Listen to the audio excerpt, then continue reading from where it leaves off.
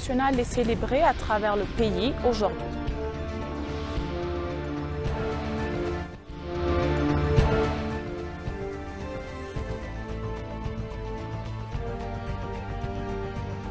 La maire Adanet Abebe a annoncé l'inauguration de 9 projets de construction de routes asphaltées à Addis Abeba.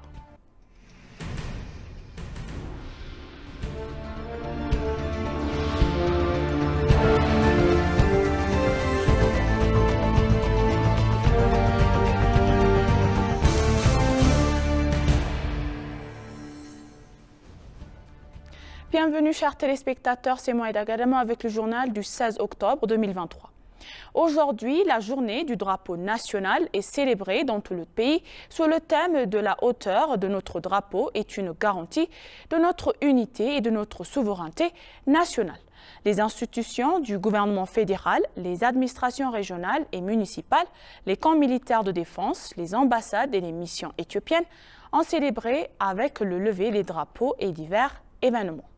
Brisant le joug du colonialisme, emblème de l'indépendance africaine, de nombreux pays ont partagé leurs couleurs selon leur position, emblème de la bravoure, symbole de l'indépendance africaine, le drapeau de l'Éthiopie.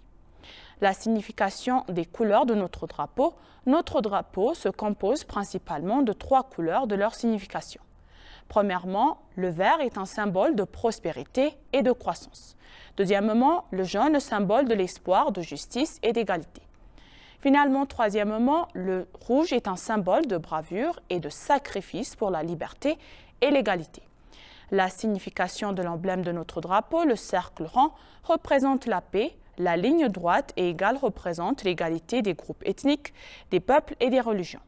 L'étoile composée de lignes droites et égales représente l'unité établie par le consentement des nations et des peuples d'Éthiopie.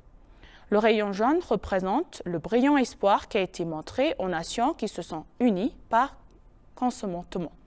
Notre pays a publié un cadre juridique qui montre comment accrocher le drapeau et quand où nous devrons l'accrocher. Lorsque le drapeau éthiopien est ici avec le drapeau régional, le drapeau fédéral doit être à droite.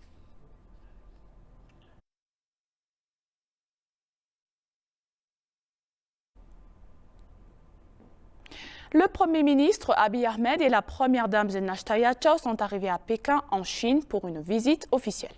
Le bureau du Premier ministre a annoncé que le Premier ministre participerait au 3e forum de la ceinture et de la route avec sa délégation ministérielle.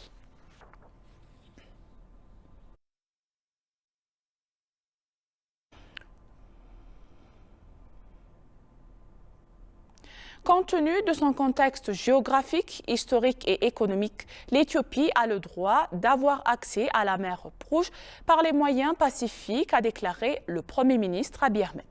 Dans une émission télévisée organisée avec des membres du Parlement, le Premier ministre Abiy a déclaré qu'il était tout à fait paradoxal que l'Éthiopie reste muette lors des discussions sur la mer Rouge pour l'accès au port, alors que d'autres pays ont le droit de discuter du Gerd et d'autres fleuves transfrontaliers pour des avantages mutuels.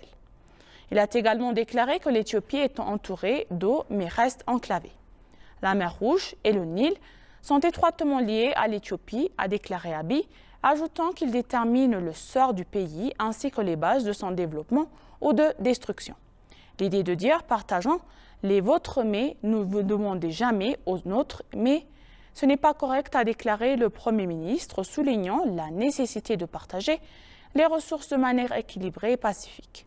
Avec une population croissante, l'accès à la mer Rouge est pour l'Éthiopie une question d'existence et non un luxe, a-t-il déclaré, ajoutant que les pays voisins devraient conclure des accords pour des avantages mutuels. La revendication de l'Éthiopie d'un accès à la mer peut être discutée y compris en ce qui concerne les options, mais elle ne peut être ignorée, a souligné le Premier ministre, ajoutant que sinon le pays finirait par sombrer dans l'extrême pauvreté. Selon Abiy, les dirigeants de la région de l'Afrique de l'Est devraient discuter d'une paix durable qui se tendance à l'avenir.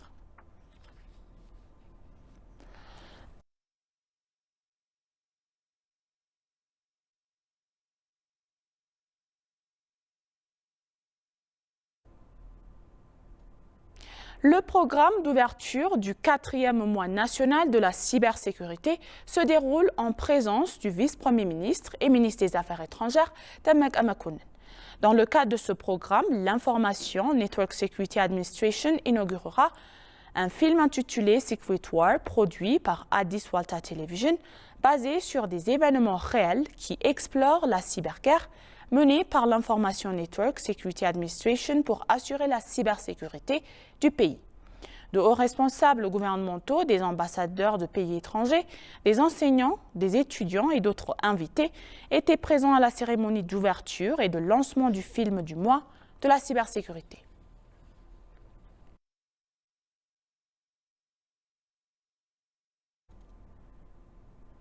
Le vice-premier ministre et ministre des Affaires étrangères, Demek Emekonnen, a déclaré que l'intérêt national du pays devrait être protégé en se prémunissant contre les cyberattaques. Le film Secret Battle, basé sur une histoire vraie de l'Information Network Security Administration, est sorti. Le vice-premier ministre et ministre des Affaires étrangères, Demek Emekonnen, a déclaré que même si la cyberspace est à son propre héritage, s'il n'est pas correctement contrôlé, les dégâts sont tout aussi importants. Il a déclaré que le cyberenvironnement est le lieu où se produisent les actes négatifs de vol, de fraude et de terrorisme et qu'il est nécessaire de comprendre et d'agir dans ce contexte du cyberenvironnement. Il a déclaré qu'il est nécessaire de protéger l'intérêt national du pays en augmentant la capacité de défense et la stérilisation pour empêcher les cyberattaques en tout. D'autre part, ils ont mentionné que les pays s'efforcent de créer une influence de cyberspace et ont souligné que compte tenu de cela, des efforts devraient être faits pour renforcer la cybercapacité et la cyberdiplomatie.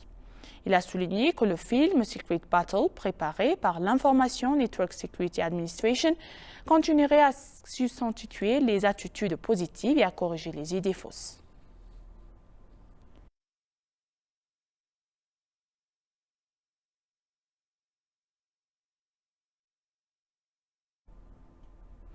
La maire Adanecha Bebe a annoncé l'inauguration de 9 projets de construction de routes asphaltées à Addis Abeba qui ont coûté de plus de 2 milliards de birr. Il est également indiqué que les projets mesurent plus de 20 km de long et jusqu'à 43 mètres de large. On dit que l'achèvement de la construction des routes jouera un rôle majeur dans la fluidité du trafic, la réduction du temps et des coûts de déplacement, le changement de l'apparence de la ville, la création d'opportunités d'emploi, la garantie de la sécurité routière, l'amélioration de l'interaction sociale des habitants.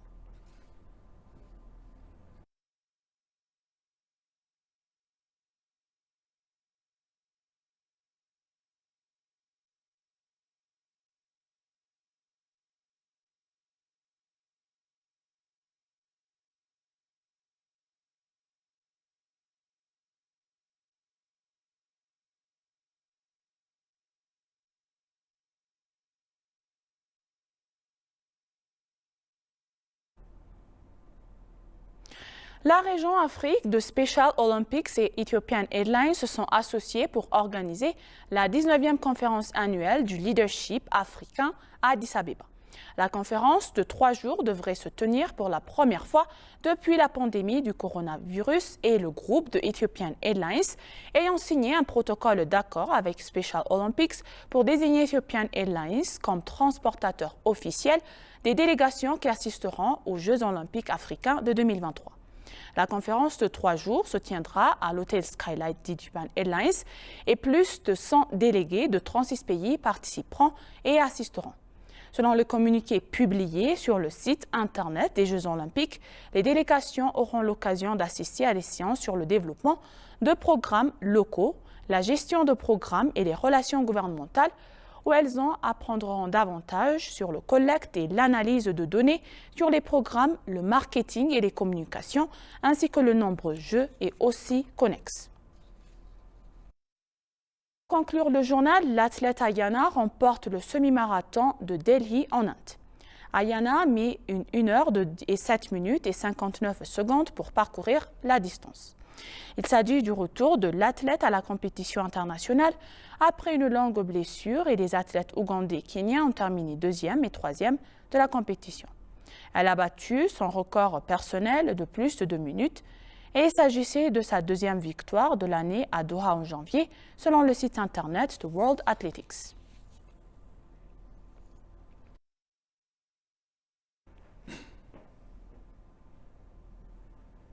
Et maintenant, chers téléspectateurs, je vous rappelle les titres principaux. Le drapeau la journée internationale du drapeau national est célébrée à travers le pays aujourd'hui.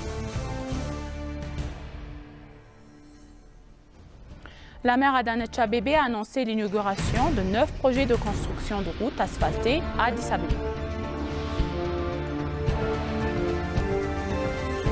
Merci chers téléspectateurs, ainsi s'achève le journal, c'était Moïda Galamao et bonjour.